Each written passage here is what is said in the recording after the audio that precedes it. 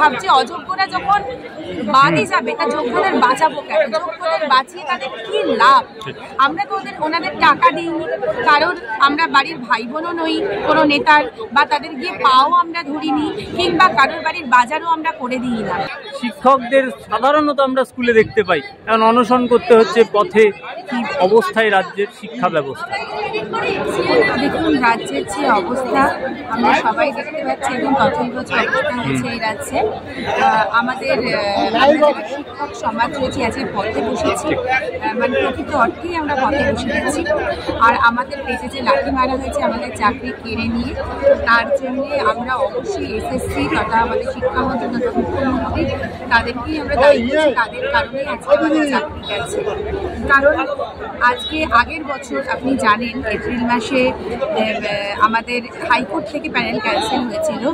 সেই সময় যদি তারপরেও যদি অন্তত এনারা স্যাগ্রিগেশনটা করতেন তাহলে কিন্তু আমরা বাঁচতাম। কিন্তু সেই স্যাগ্রিগেশন করা হলো না, যোগ্য অযোগ্যদের মিশিয়ে রেখে দেওয়া হলো। এবং আমাদের যে ওএমআর শিট সেইটা কিন্তু এরা দিল না, মানে এসএসসি থেকে পাবলিশ করলো না। এসএসসি যখন হার্ড কপি নষ্ট করে দিয়েছে তখন এসএসসি কিন্তু একটা কোম্পানিকে দিয়ে তার আগে হার্ড কপিগুলোকে স্ক্যান করিয়েছে। তাহলে পয়সা খরচ করে স্ক্যানটা করিয়েছে কেন? যাতে সেটা অল্প জায়গার মধ্যে রেখে দেওয়া যায় এবং রাখাটা সুবিধাজনক হয়। তাহলে স্ক্যান করে যখন রেখেছে তাহলে সেই স্ক্যান কপিটা দিচ্ছে না। পয়সা খরচা করে স্ক্যান করলো, অথচ সেই স্ক্যান কপিকে ওপেন করলো না। যখন সুপ্রিম কোর্টে বা হাইকোর্টে ওনাদের কাছ থেকে তথ্য চাওয়া হচ্ছে তখন ওনারা বলছেন না আমাদের কাছে কিছু নেই। এত বড় মিথ্যাচারিতা কেন? তাহলে পয়সা খরচা করে কোনো কোম্পানিকে দেওয়া হলো কেন? আর সিবিআই যখন সেটা উদ্ধার করে দিল কোর্টের কাছে বা এসএসসির কাছে, তখন সেইটাই বা কেন পাবলিশ করা হচ্ছে না? ওএমআর শিট ভয় পাচ্ছে কোথাও গন্ডগোল থাকতে পারে। নিশ্চয়ই পাচ্ছে না। তো যত এখন প্রায় ৮,০০০ মতো যেটা ধরা পড়েছে একদম পুরোপুরি, যে যারা হচ্ছে অযোগ্য মানে প্রমাণসহ ধরা পড়েছে তাদের বাদ দিয়ে বাকিরা যে যোগ্য, এটা যদি ওনারা এফিডেভিট করে দিতেন তাহলে কিন্তু আমাদের চাকরি বাঁচত। কিন্তু সেটাও কিন্তু ওনারা করলেন না। অর্থাৎ বাকি ১৮,০০০ বা ১৭,০০০ সামথিং তারা যে যোগ্য, এটা কিন্তু হলফনামা দিয়ে সুপ্রিম কোর্টে এসএসসি দিল না বলে আজকে আমাদের পুরো প্যানেল আবার সুপ্রিম কোর্টের চিফ জাস্টিস নিজে পুরো আমাদের প্যানেলটা ক্যান্সেল করে দিয়েছে। আমরা পথে বসেছি। এরপর আমরা কোথায় যাব? সুপ্রিম কোর্টের চিফ জাস্টিসের পরে তো আর কোনো জায়গা থাকতে পারে না। তাহলে আমরা কোথায় যাবো? মুখ্যমন্ত্রী বলছেন নেতাজি ইন্ডোর স্টেডিয়ামে একটা ভরসাযোগ্য আশ্বাস দিয়েছেন। নেতাজি ইন্ডোর স্টেডিয়ামে বেশিরভাগ লোক ঢুকতেই পারেনি আমাদের, আমি নিজেও পারিনি।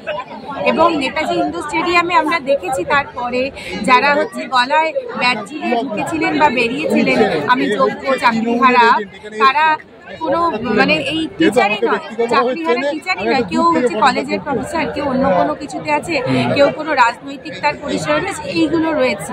অর্থাৎ তারা শিক্ষক না হয়েও আমরা যোগ্য চাকরিহারা বলে কি করে সেই ব্যাচ লাগিয়ে ঢুকে গেল ভেতরে, এটা তো বুঝতে পারছি না। এটা তো খুব দ্বন্দ্ব রয়েছে। এবং সেখানে আমরা যোগ্যরা বহুজন রাস্তায় কান্নাকাটি করেছি, আমরা বলেছি আমাদের ঢুকতে দেওয়া হোক, ওএমআর দেখিয়েছি পর্যন্ত। মুখ্যমন্ত্রী বলছেন তিনি মানবিক, সরকারও মানবিক। তিনি মানবিক না সেটা তার কথা না, তার কাজে পরিচয়। তার কাজে তো মনে হচ্ছে না উনি মানবিক। উনি যদি মানবিক হতেন, অন্তত যোগ্যদের জন্য যদি মানবিক হতেন, তাহলে গত ১ বছরে সুপ্রিম কোর্টে আমাদের এই ট্যাক্সের পয়সায় যে উকিল উনি লাগিয়েছেন তারা আমাদের হয়ে একটা হলেও যোগ্যদের হয়ে কথা বলতে, কিন্তু তারা একটাও যোগ্যদের জন্য কথা বলেনি। তারা সম্পূর্ণ বায়াস এবং তারা চেষ্টা করছে আমাদের কাঁধে বন্দুক রেখে এখনো ১৭ বা ১৮ হাজারের মধ্যে যারা হয়তো ভুয়ো এখনো কিছু আছে বা থাকতে পারে তাদেরকে এখনো বাঁচানোর চেষ্টা চলছে। অথবা এই যোগ্যদেরকে ভাবছে অযোগ্যরা যখন বাদই যাবে তা যোগ্যদের বাঁচাবো কেন? যোগ্যদের বাঁচিয়ে তাদের কি লাভ? আমরা তো ওনাদের টাকা দিইনি, কারণ আমরা বাড়ির ভাই বোনও নই কোনো নেতার, বা তাদের গিয়ে পাও আমরা ধরিনি, কিংবা কারোর বাড়ির বাজারও আমরা করে দিই না। তাহলে আমাদের চাকরিটা বাঁচিয়ে ওনাদের কি লাভ? আমাদের জন্য ওনাদের কোনো দায়বদ্ধতা নেই।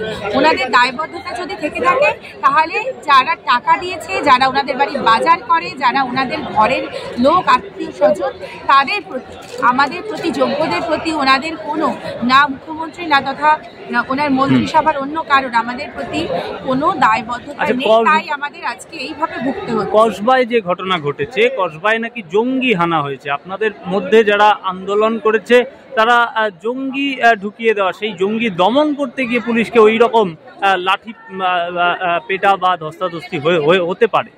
তাহলে আপনি চিন্তা করুন, কসবায় বলা হচ্ছে যে জঙ্গি হানা হয়েছে। আমরা জঙ্গি?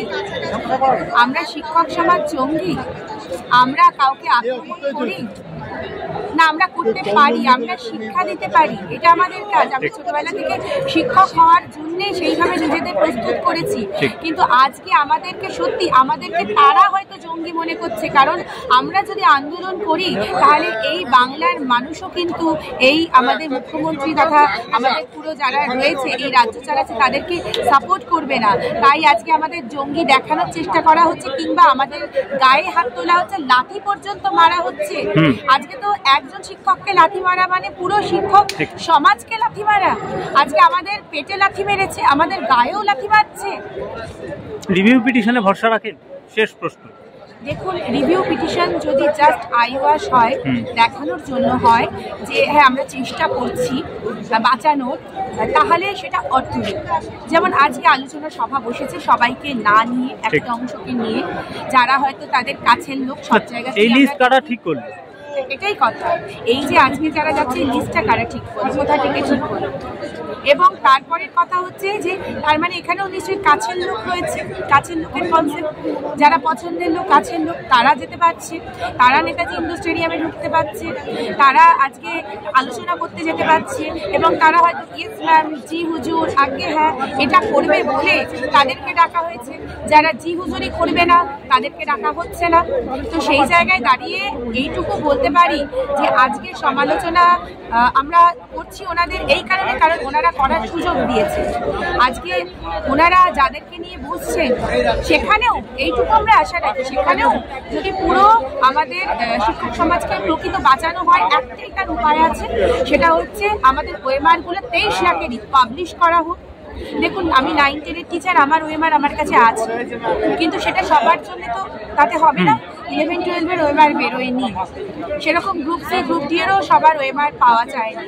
সেই ওএমআরটা যদি যতক্ষণ না পুরো 23 লাখের পাবলিশ হচ্ছে ততক্ষণ ক্লিয়ার হবে না যে কার কি স্থিতি। তারপরে দরকার হচ্ছে আমাদের প্রত্যেকের যেটা ভাইবা হয়েছিল সেই ভাইবা নাম্বার দরকার, তার সাথে আমাদের একাডেমিক নাম্বার, এগুলো সব ভাগ ভাগ করে একসাথে প্রত্যেক নাম এবং আমাদের যে রেজিস্ট্রেশন নাম্বার বা অ্যাডমিট কার্ড নাম্বার ছিল তার এগেনস্টে প্রত্যেকটা মার্কস ভাগ ভাগ করে দেওয়া হোক। তাহলে আমরা প্রকৃত র্যাঙ্কিংটা বুঝতে পারবো। যারা শূন্য খাতায় পরীক্ষা দিয়ে এসে চাকরি পেয়ে গেছে 1-2 র্যাঙ্ক করে, সেটাও প্রকাশ হবে। ওএমআরগুলো যদি আমরা পেয়ে যাই, ওপেন টু অল থাকে, সেটাও আমরা জানতে পারবো।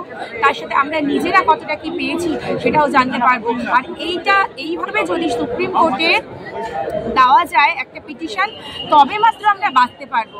আদারওয়াইজ এই আলোচনা করে আমাদের বাঁচানো যাবে না। এইভাবে ক্রমাগত 1 মাস যে আমাদের কাছে মাত্র সময় আছে, শুধুমাত্র টাইম কিলিং চলছে, সময় নষ্ট চলছে, আর আমাদেরকে ভেঙে দেওয়ার চেষ্টা চলছে। আমরা ভাঙবও না, আর আমরা এই 1 মাসের মধ্যে আমাদেরকে বাঁচাতে হবে, আমাদের চাকরি ফিরিয়ে দিতেই হবে।